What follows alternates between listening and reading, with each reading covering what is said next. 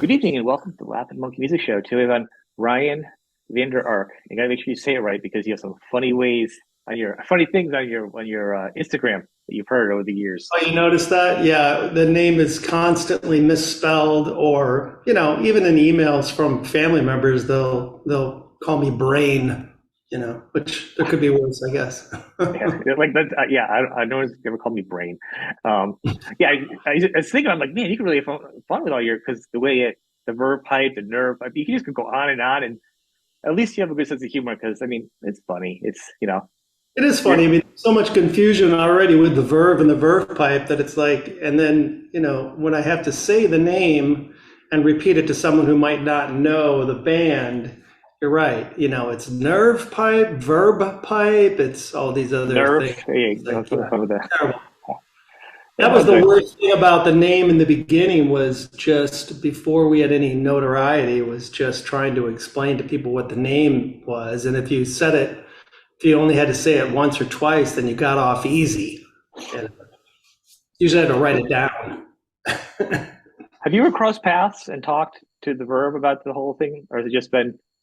No, we crossed paths, but we've never really discussed it. I mean, they got it much worse than we did. I mean, first of all, when we formed the band, it was August of '92.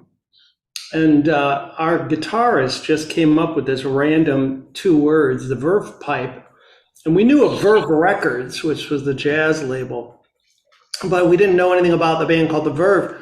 And then we saw one of the English music magazines we were all into, and there was a advertisement for a Storm in Heaven, and we're like, oh shit, there's already a band called the Verve. And then we were like, well, what are the chances that, of this band from Grand Rapids, Michigan and a band from England are going to ever cross paths or whatever? And wouldn't you know it, our hit songs were within months of each other in the same year. It's almost laughable. Now Oh, totally. they had it worse because I think that when you have a band like the Verve, great, Richard Ashcroft is a great songwriter. You got a band like that who's the critic darling and in a good way, Oh yeah. justifiably a critic darling, and they have to put up with people coming to their chat boards and websites in the '90s talking about the Freshmen. I'm sure for them it was much worse. For us, because for them it'd be a lot of teenagers. For Yeah. us, it's a compliment. I just had it happen, a couple weeks ago on that Five for Fighting tour we did, where some woman said, "Did the Rolling Stones tell you can't play Bittersweet Symphony after our show because we don't play it, of course?" And I had to explain to her we're not that band. That's a different band. And she couldn't get it. She couldn't fathom it. She was arguing with me about it. She's like, "Just Really? admit, we'll let you play it." And I said, "You're right. You're right. Are you serious? That's hilarious. As much as I love the song, they won't let us play our own song, and let her go on her way." That's awesome. That's pretty intense though too that somebody won't let it go either, huh? But Happens all the time. but you're a fantastic songwriter to begin with. I mean, and it's weird that you came out because your two or three bigger songs are more mellow, but you get heavy too. You rock out. You know, I Right. think that's something that people outside the band don't probably realize as much as how heavy you can get. Um, Yeah, well, we had Villains, the album that had the Freshman on it, is a pretty heavy, yeah, not heavy metal, it's just a rock album. It's an alternative rock album, but it is rock, and and Penny is Poison, I think, and Freshman were the only two really mellow songs on there besides Veneer.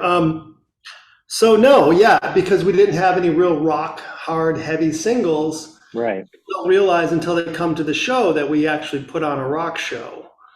Now the catalog that we have now is throughout the years is all over runs the gamut, which is Yeah. nice because we have a very dynamic show. We can do a very entertaining and dynamic show, which I like. So, Well, that's the other thing. I mean, I think the hard challenge for you is also that time period because if everyone's just it's a very much pop oriented audience, so they're only going to hear radio singles, that's the audience that probably jumped onto you the most. Whereas like rock bands or jazz, all different other genres have artists that fans like know the albums. You know what I mean? Right.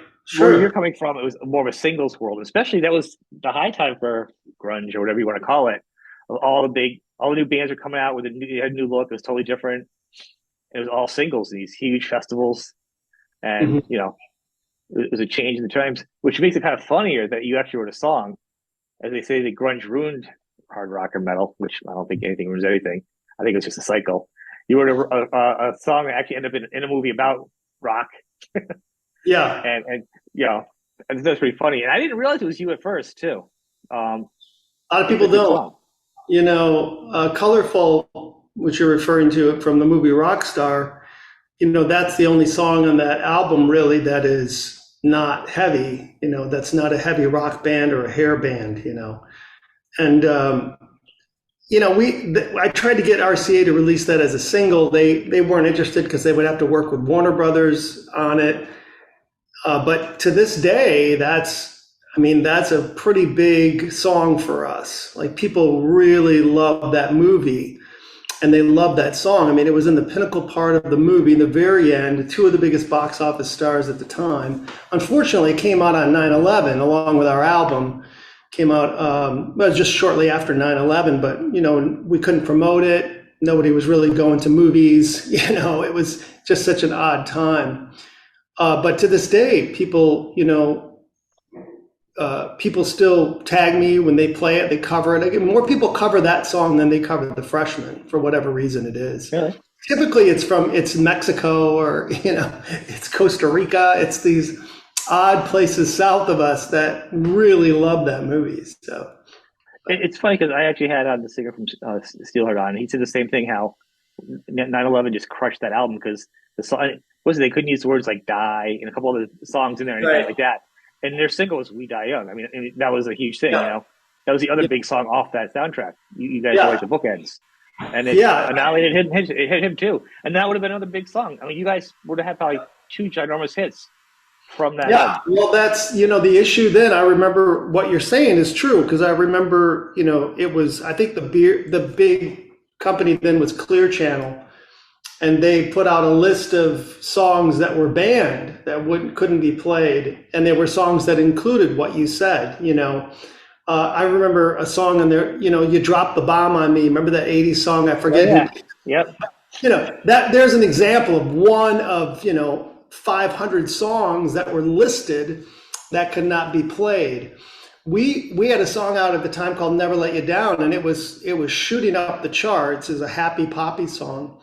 And then 9/11 hit, and what the radio stations did was they pushed all of the new music off of their playlist, and they started playing comfort music. They said classic rock, that kind of thing, just something familiar for people.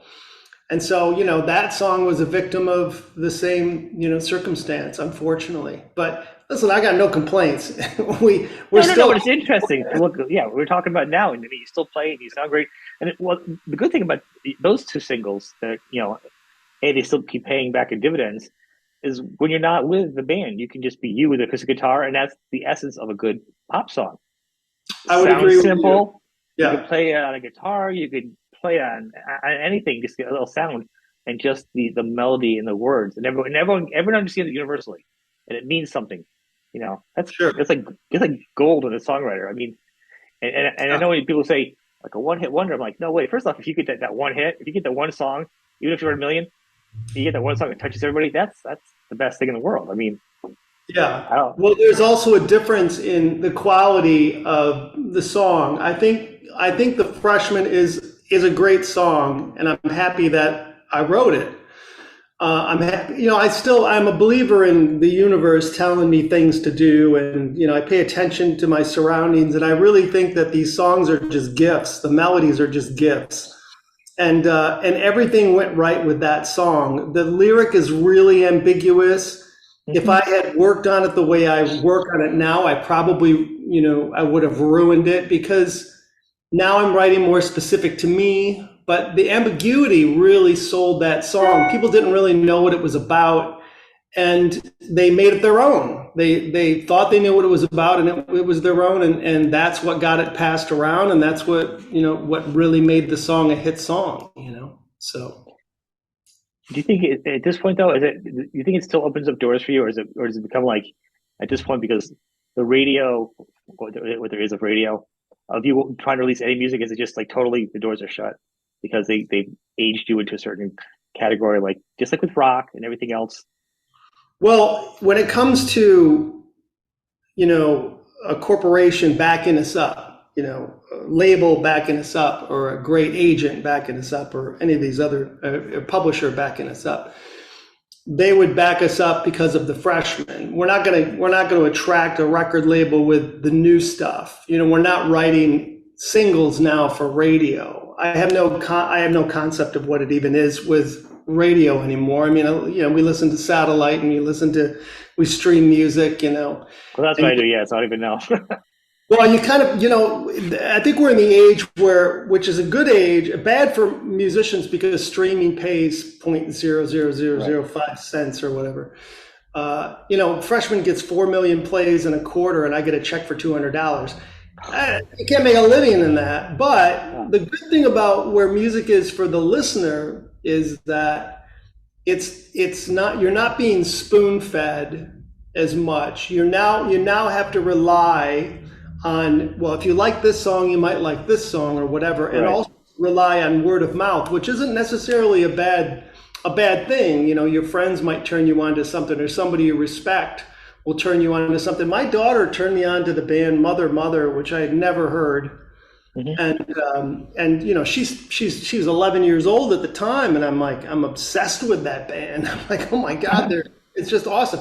Elbow is another band, that never really had success in the United States, and they sell out in stadiums. And I heard that because a friend wrote me and said, you really should listen to this song by Elbow. And then I got all their catalogs, and they're the only band I go to see on a destination concert. We'll Really? fly to Europe to see them in Europe. So it's a word of mouth type of atmosphere now, and I really embrace that. See, and for me, I usually do the recommends, or if I say like, as we're talking now, I already have two bands I'm gonna check out. If there's an artist I listen to, who do they listen to? Who are their influences? And you just keep branching off. Next thing you know, you've just got a pile of Yeah, music you have to listen to understand where somebody came yeah, from. And by doing that, you accidentally end up with something else, and it just keeps going. yeah, and I think that's a great way to add to your collection. And now with how popular vinyl is too, you can actually get physical product again, and have the great artwork and everything that goes along with it. So I think it's a pretty good time right now. People complain, but it's a pretty good time for music right now. I think if you're in the right mindset and you can do it because you can do a lot yourself, less overhead, you can put digital out, you can kind of do your own thing if you get the right niche and the right audience to do it. You know what I mean? I mean, it didn't really Well, help the yeah, bands earlier. They ended up owing money or going bankrupt. For their yeah, singles. So I mean, but yeah. But I mean, also, just what you said, the fact that it's easy to record music as well, and inexpensively, is very helpful for these young new bands, that don't need to have a record label, because they can record without having to, we used to have a $300,000, $400,000 budget for the studio for 3 months, which is just ludicrous. that's insane. You don't need to spend that kind of money. Now, you could have a Mac and basically a nice preamp or something, and you've got a decent album, a decent sounding Right. album.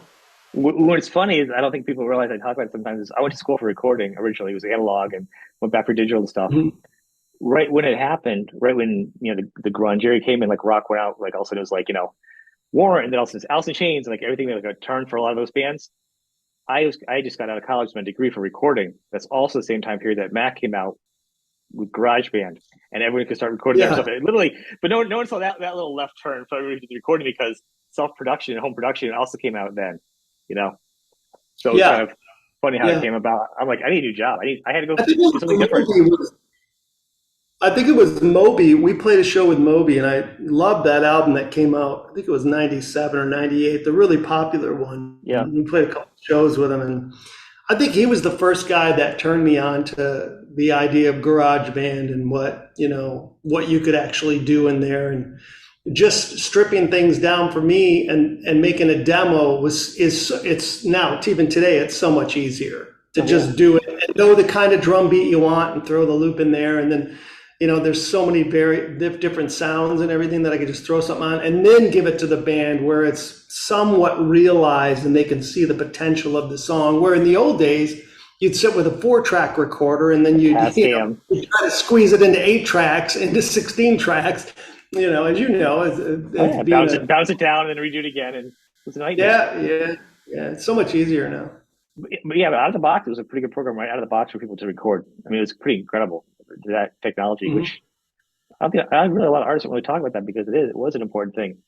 But you as a songwriter, you've continued to write really strong music. Like it hasn't changed. It's just because, what's commercial, not commercial. I mean, nowadays, it doesn't matter who you were at any point, how many platinum albums you have, you're not going to get looked at unless you're a teenager who has 15 billion Instagram followers, and then they'll look at you. That's how the world goes. Right, right. I How for appreciate songwriting? that. I appreciate the compliment. Yeah, As a writer, people will know us for the freshmen. The masses will know us for the freshmen and maybe Photograph and Colorful. But as a writer, you still want to write. Still, crafting a really good song is a challenge. It's still a challenge to write words that nobody has heard, or to come right. up with a concept that nobody has heard.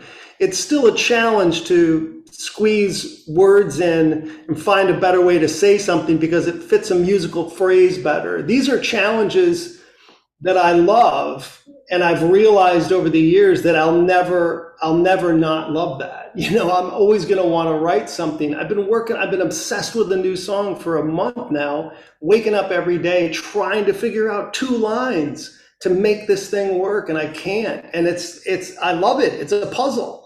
And it's like the greatest puzzle of all time, because when you're done with it, the relief and the release of it out there to your fans is magic. It's just magical. So that's why I write. That's why Channing in our band writes, and that's why the band still plays and still puts out new albums. Even though we don't have to, we could get on the 90s tour and play, 6 songs off of Villains along with Everclear and, Sponge Yeah. and Sugar Ray and these other bands, and get off the stage and be perfectly fine at home. But what fun is that? That's no fun. Well, and that's usually the difference of why I might like a song, but like having an artist like you on my show is because I continue to enjoy your music afterwards. It's not just that, because some bands will come out that one good album and that's all they had in the gas tank. You know what I mean? Because they say Yeah, like you have one, you have your whole life for that first album, and then you have like 6 months for your second album. Like yeah. that time window. So some bands actually just all their greatness is in one album that comes out, Well, and the albums afterwards you're like, ooh, you are yeah. not that band though. You You know? interviewed Ian Anderson, and Yes.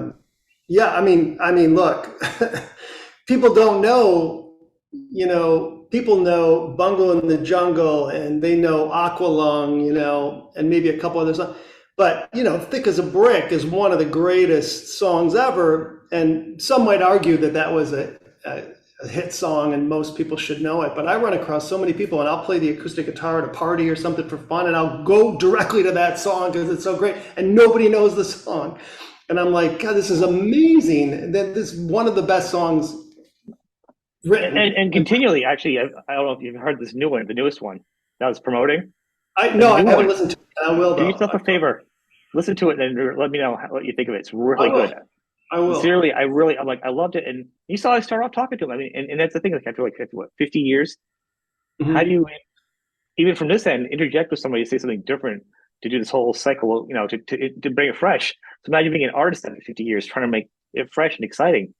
So when I see Yeah, somebody who has that in them, it's so exciting. And the fact that you guys yeah. And do it yourself, your own level, your own band.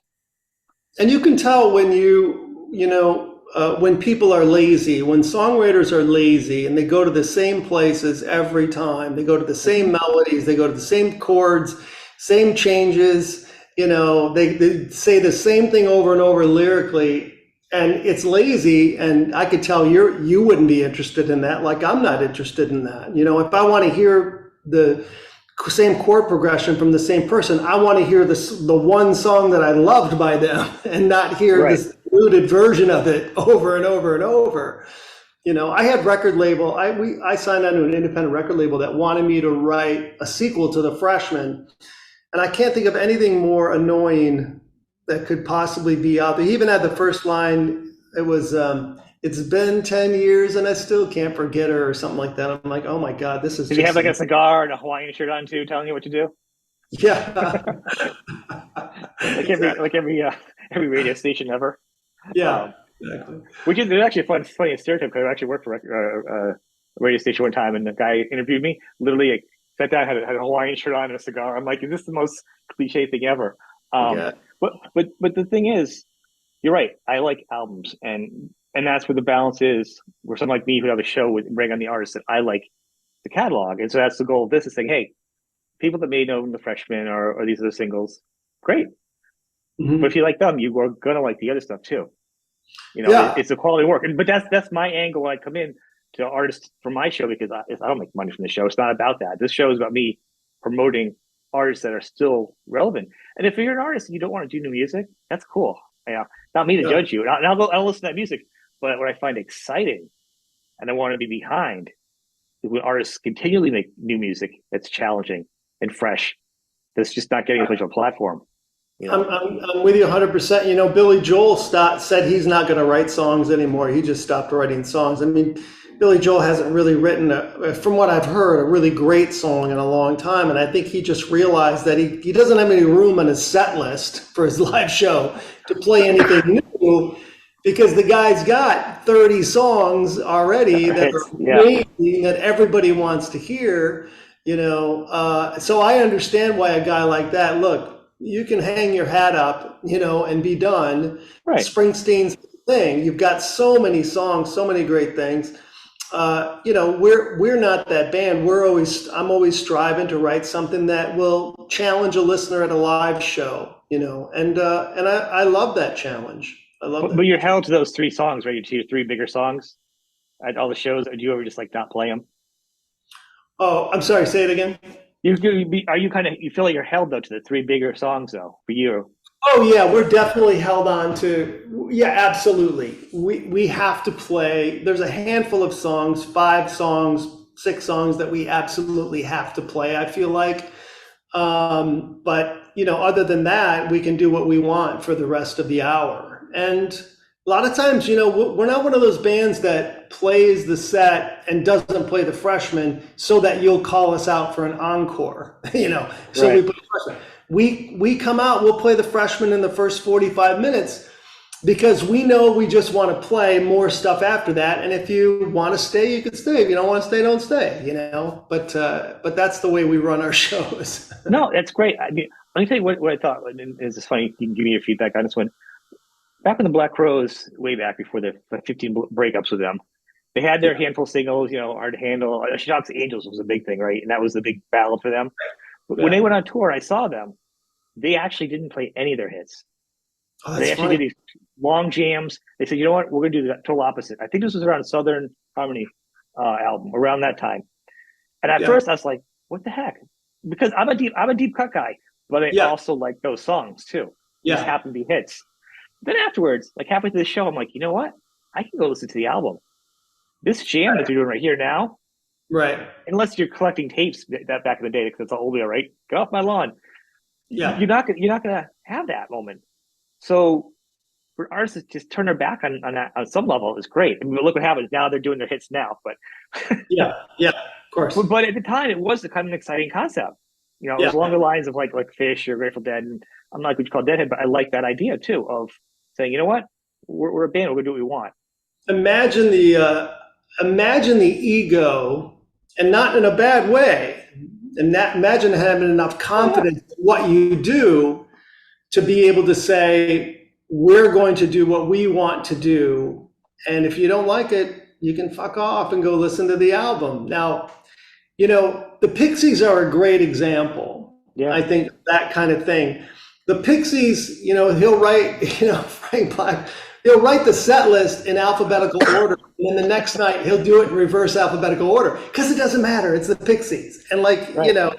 and it's always amazing. They're an amazing band. You know, there's a great story. I don't know if it's true or not. I should actually look this up now. But Neil Young, when the Trans album came out, nobody really Yeah. cared for the Trans album, and he played the album from start to finish for his show, and then he went off the stage, and people were booing, you know, and his manager came up and said, "Man, you've got to play the something that's familiar to them, something they've heard before." And so for the encore, they went out and played the exact same set because he figured they had already just heard it. I thought, oh my God, that's amazing. That's funny. That is, but I mean, but isn't that the crux of like you being an artist? You should be able to do what you want to do as an artist, and you love an artist. Are you loving them for what they do? Or are you loving them for what you think that's going to put out for you? And that's the different levels. Great point. And I thought the same, right before you said that, I thought the same thing. I said, sometimes you want to go see the artist. Are you going to see the artist, or are you going to hear the song? Right. You know what? Somebody like Neil Young, who you respect, I'd be interested in what he's doing. Todd Rundgren. I love Todd Rundgren. Oh my God, me too. Right?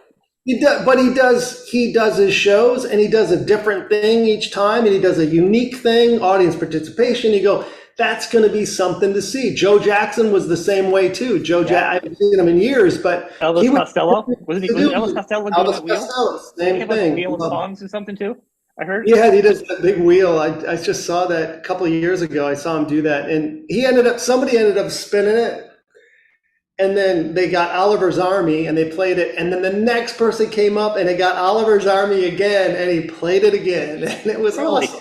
That's so for the people who don't understand that we're nerding out here is Elvis Costello has a big wheel of songs because once again, that's a good workaround. What do you do if you have a huge catalog full of hit singles, sort of, but more cult music? Like your fans know you're a niche artist at that point.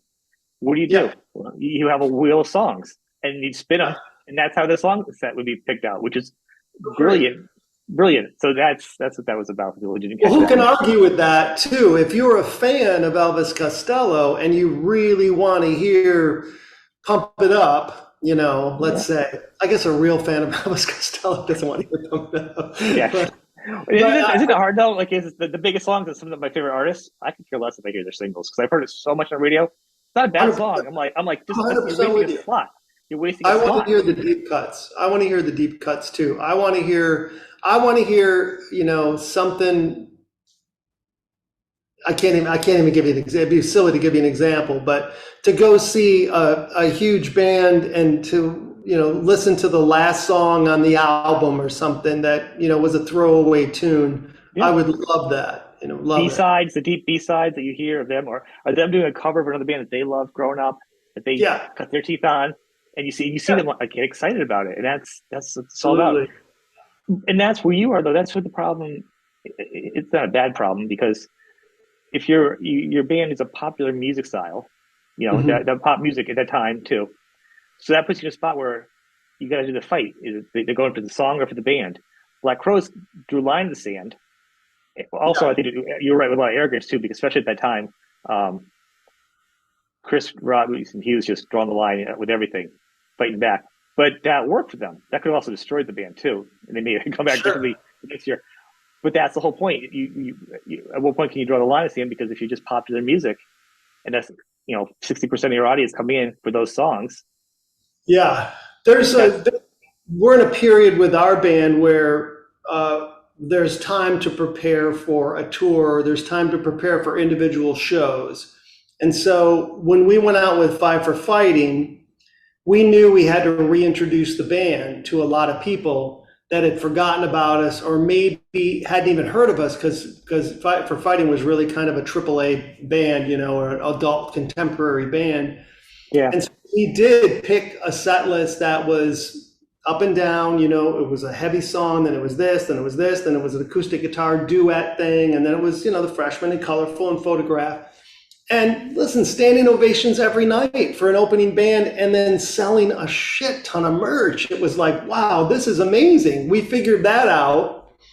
And then now we can go out and play our shows for our crowds in Michigan and the Midwest and play a 2-hour show and play whatever the hell we want. But so we have the luxury right now of doing whatever we would like to do according to what the show is going to be, is what I'm saying. Right. In the old days, when you were on tour constantly promoting the album, you didn't have that opportunity. You had to play all the songs off the album. You know, it was all very central to what your tour was whatever the merchandise in the album at the time was, you know. And that's the point is people need to dig deep, and that's what people will continue to watch my show. I always say the same thing. It's like you're at a point now where you can have, and it's been brought up, like say there's 10,000 fans that are fans, or you have 1,000 fans that you cater to. And I Yep. say cater, I mean it's a mutual responsibility where they love the albums. Sure. It's a shared responsibility. So we'll be catering isn't the best word. But I'm saying that symbiotic relationship, the yin and yang, with those 1,000, you'll make more money as an artist and survive better than if you Yeah. try for the 10 to 20,000 with a hit single or 100. You know 100%. what I mean? And same thing with the shirts and the merch. And that's what I tell people all the time is with a band, they got to put the money out for the shirts, for the merch, and they got to put it there. Then they got to put a trailer with the van or the truck, and then the buses are like 1,500 to a grand a day. Then they got to put the gas dragging all the merch around. Is it a two print shirt? It gets costly to print a shirt. So if a band says it's $40 for a shirt, it probably costs 2/3 to get it going there between gas and sales and the cut that the uh the venue is going to get off of it too. You know, Sure. unless you have somebody out in the backyard parking lot selling them. But I mean, yeah, but the there's a cuts. lot to do there. But there's a lot of steps there for just to sell a shirt for $40. So people go Yeah, like, you that's a can't. ripoff. Yeah, you're absolutely right. You know, when you look at the cost, the actual cost from a manufacturer of a T-shirt, you're looking at $6 or Yeah, $7. How can they charge $40? Exactly what you're saying. We're charging $40 because there are all these other steps to get this merchandise to you, and there's also chunks being taken out 20-30% by the venue. that's like the mob. Who does it? I Jack didn't the know that. price up. You know, Yeah, sorry, I mean I missed the that's review. I never do that. that's I was never like, going what? to change.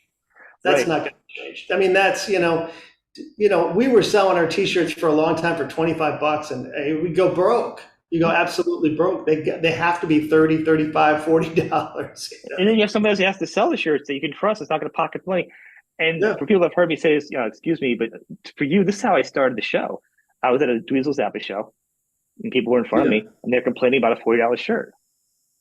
And they had no idea everything behind it. I mean, I have a lot more music knowledge behind me, working in radio and studios and stuff.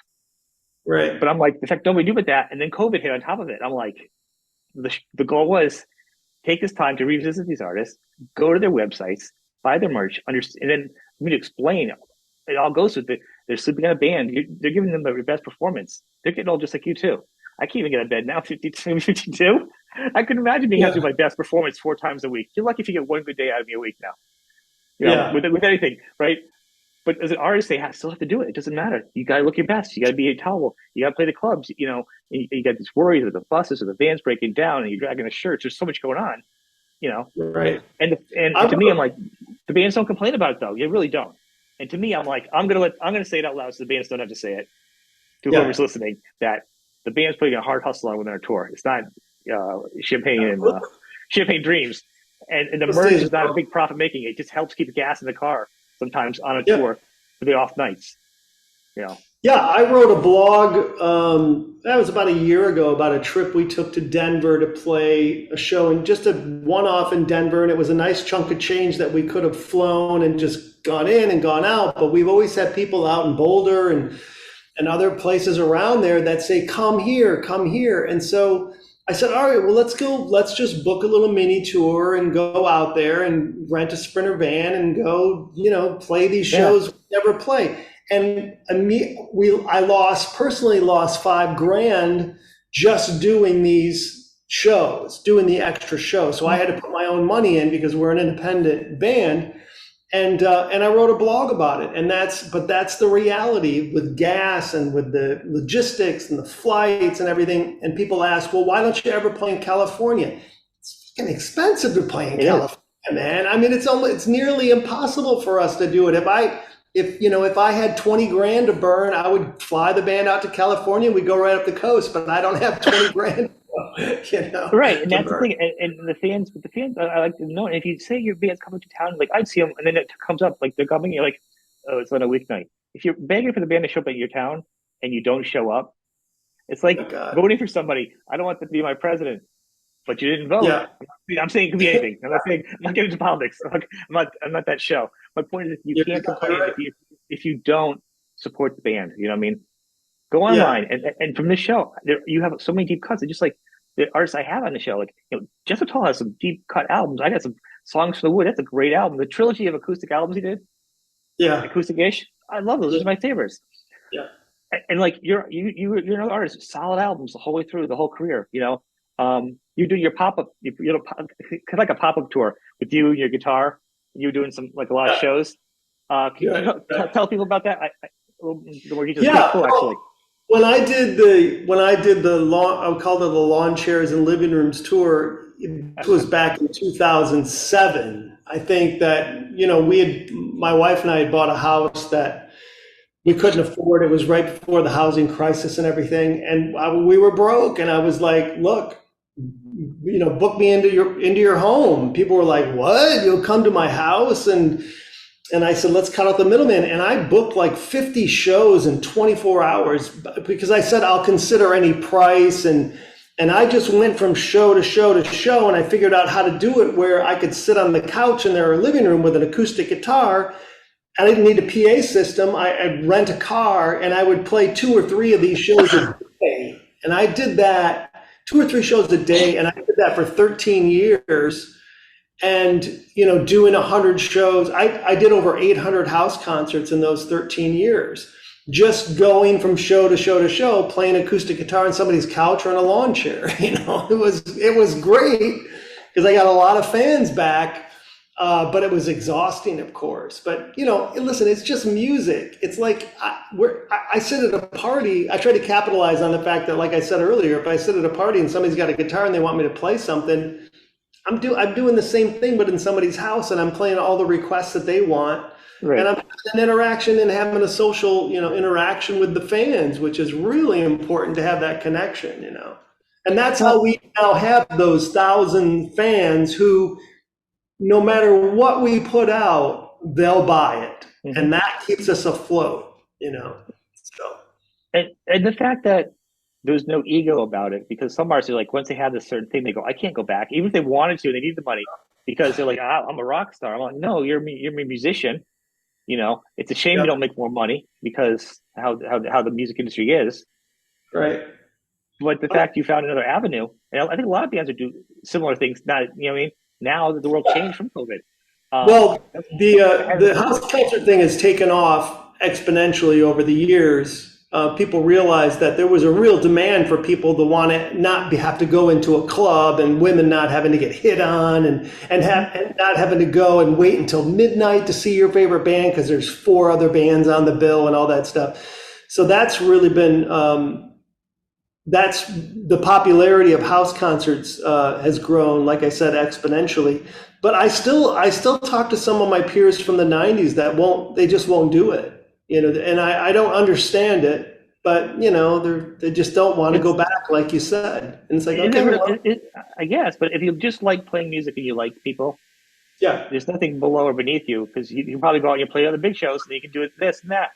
And the thing is, the audience is different now. It's not like you're getting an unknown band, like an unknown Van Halen from Pasadena, California, in 1978, in your right, backyard kegger, and your teenagers yeah, collecting money. What you are is you're getting a professional band that's had albums out that you love, and you can do it, yep, and you're at home, and you've got money for it because your fans, your main fan base of the age group, the hit, is us now, and they have right. more money, and they have more money. So Disposable you're not, income. it's like so We're, yeah, exactly. So you're not working for beer money. You can actually say this is a price, and if they have friends over, this can be the one thing, whether it's a vacation or an event, or all the money you spend time on your iPhone bill or yeah. whatever else, you know, you can put towards a great evening. Yeah, no bar at your house. And they could charge, and people would charge a cover or take donations. You can't charge a cover Donations, yeah, and serve right. alcohol, but they would ask for donations from people, and then they would end up breaking even. The host would break even. I mean, we had a great system in place that Yeah, worked really well for me to be able to make a living and make 6 figures just doing the house concerts in the summertime was huge for me, huge. So and and shocked that yeah, more people don't do it. no, I mean, and then you still get to do like you do. You get to sing, you get to do your songs, you get to meet Yeah, people, and you yeah, network. I mean, it's yeah, and you know what? You're not gonna get screwed over like a club owner either, because half the gigs is a club.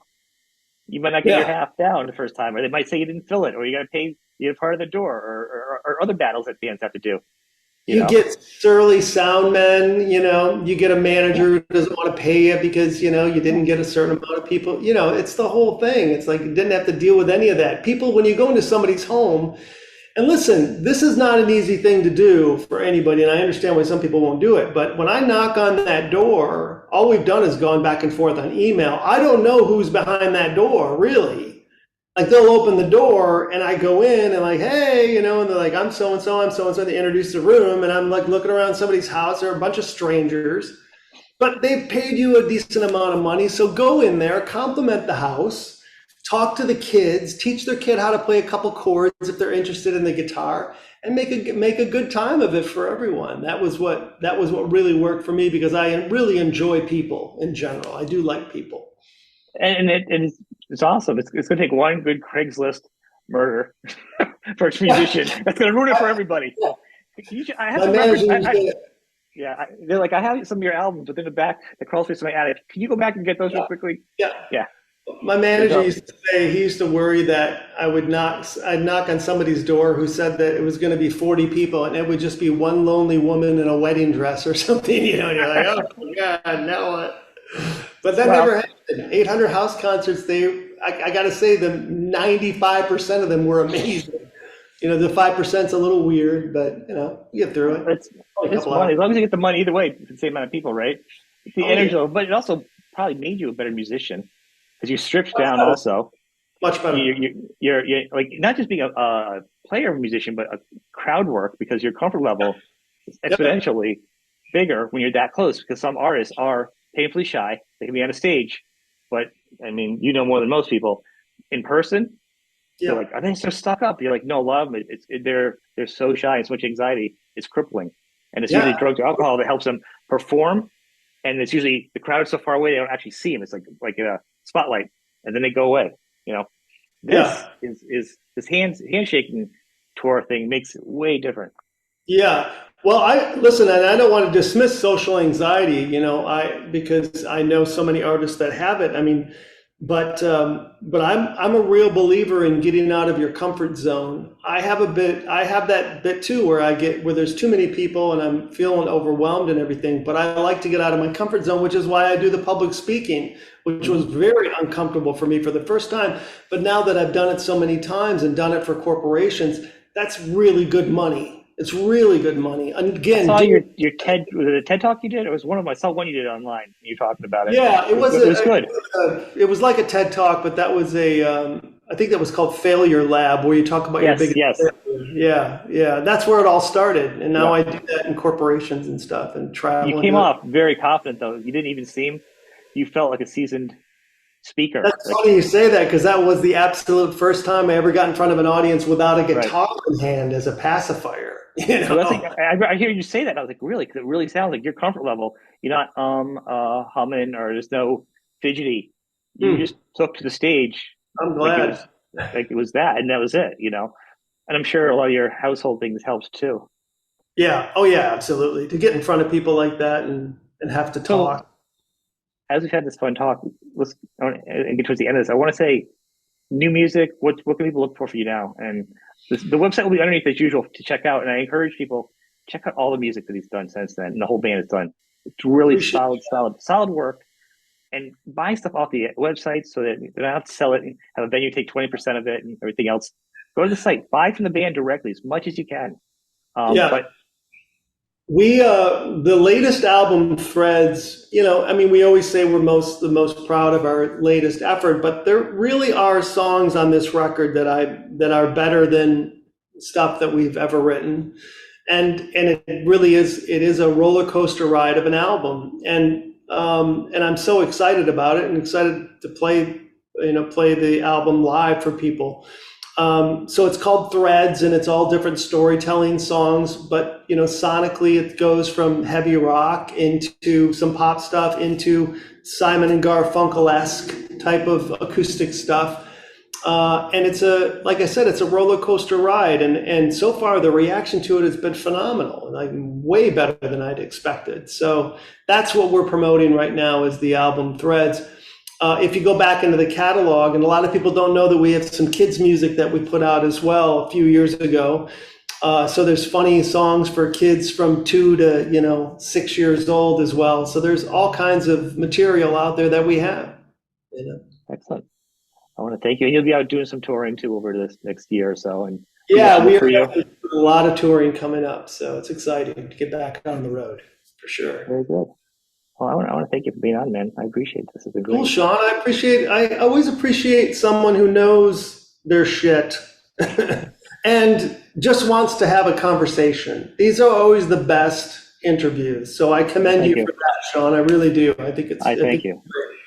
I try to be the person that I want to see yeah. without the gossip and the trash. I just want to say artists are very smart and ask the same questions. And this is one of my thing I'll go to. They say the old interview I saw one time. They said it was I think it was in Brazil. And I think a fan said talking to like the guy from Bruce Dickinson or something Iron Maiden, and the question was they're you're the best singer out there. How do you feel? Or something like that. And they're like it's so, and that's just like the other end of the spectrum where you're like, that's stuff to hear about. Why don't you talk about the person that's writing these really great songs that interest you? Why Yeah, don't you talk about other things that they are about? right. You know what I'm saying? That's what That's artists important. want. That's Right. what we all want. We want to talk. We want to know what turns you on, and we want to know. We don't want to tell you what the name of the band means. So thank you for not asking. Yeah. You know. At this point, I literally, every once in a while, I'll ask some questions. I feel obligated because a Yeah, fan or someone of a band will have written sure. into me and say, can you ask them? You know, and Yeah, I always cringe or I try to find a way to not answer because I'm like, that's not what I do. It's not what I do. It's yeah, about promoting the band and making everybody aware of the costs and support these guys. Support, listen, you yeah. know, I you appreciate that, man. I really do. well, and hopefully you'll come up my way. I'll get to check you guys out live. You know, Would that'd be love awesome. it. Please come see us. We I have a will. great time live, and Thank you. I'm not afraid to say that we're a really great live band. We really are. We take it very seriously. Well, considering all your concerts, you should be pretty sharp. Yeah, you'd hope You know, so. awesome. Well, thank you very much. All right. All right, dude. Thanks. Thanks, Sean. Take care. Yeah.